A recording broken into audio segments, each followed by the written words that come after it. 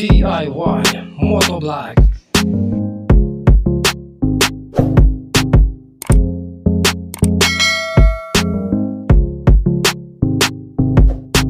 Ayun, good day mga kamotovlog, no? Bali ba na ako ngayong Lalamog. Salamat sa Diyos, binigyan tayo ng panibagong pagkakataon upang makabiyahe ulit kay Lalamog, no? And today is February 27, 2026, no?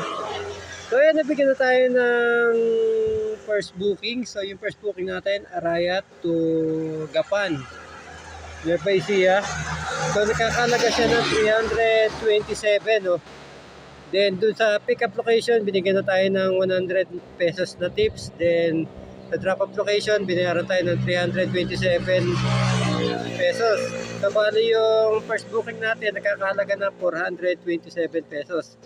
Then yung second booking natin, Cabiao Nueva Ecija to Santa Rita, Pampanga.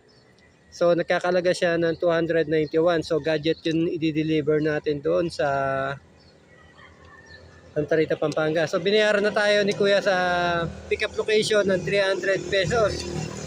So ngayon yung gross income natin sa araw na ito ay pumalo na ng 721 pesos. So target natin na maka 1.5 sa araw na ito mga kamotovlog, dahil tayo ay maghuhulog uli sa ating motor. So yun, update ko kayo mga kamotovlog sa ating pan-third booking. A few moments later.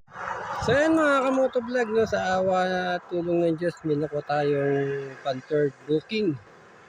So yung destination niya, Santa Ana to San Fernando, Pampanga. So bali yung shipping fee niya mga kamotovlog ay umabot ng 92 pesos. Then din drop off na natin yung sa Santa Rita, Pampanga. So bali ang binayad sa atin sa pick up location nun ay 300 pesos.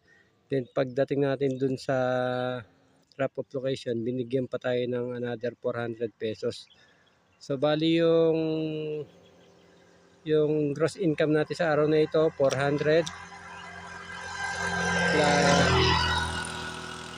427, so 827 plus 92.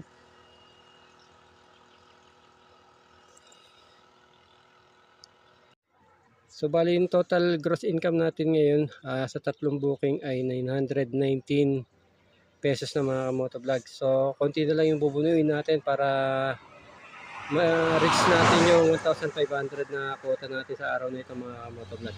So yun, update ko kayo pag kami nakuha tayong pang-port booking. So yun mga motovlog, binakuha tayong pang-port booking. Papuntang siya, San Rafael, Bulacan. Pupunin natin sa Lubao, Pampanga. So nasa atin na yung item. Bali yung shipping fee niya ay 254. So ayun, hanapan natin ito ng kasabay along the way, no. Then bali na yun, nagpas 1,000 na yung ating nasa 1,100 na mahigit yung ating gross income ngayon mga kamotovlog, no. So ayun, update ko kayo pag kami nakuha tayo na pag-tip booking. So lugaw tayo, pupunta tayo San Fernando. So tingin tayo na makakasabay nitong papuntang San Rafael, no.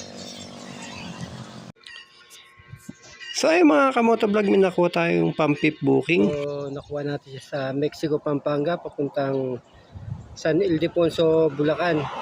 So bali yung CPP niya ay 187.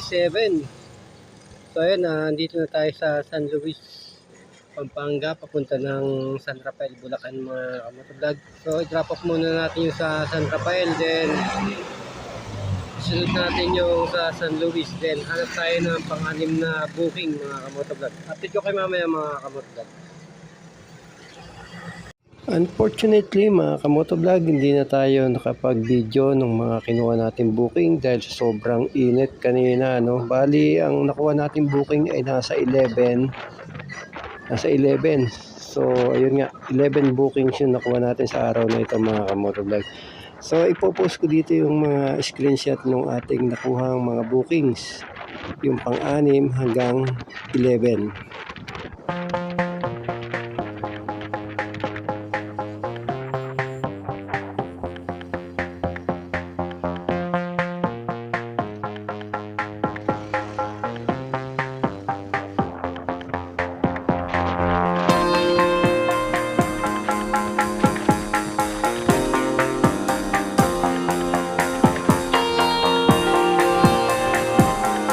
Mga kamoto vlog, bali yung gross income natin ay pumalo ng 2,453. Then yung net income natin ay nasa 1,811.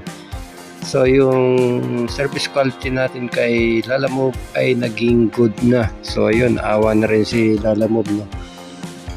Dahil at-cancelan tayo ng 3 booking noong first 3 days natin kay Lalamove, bumagsak yung ating service quality sa pair.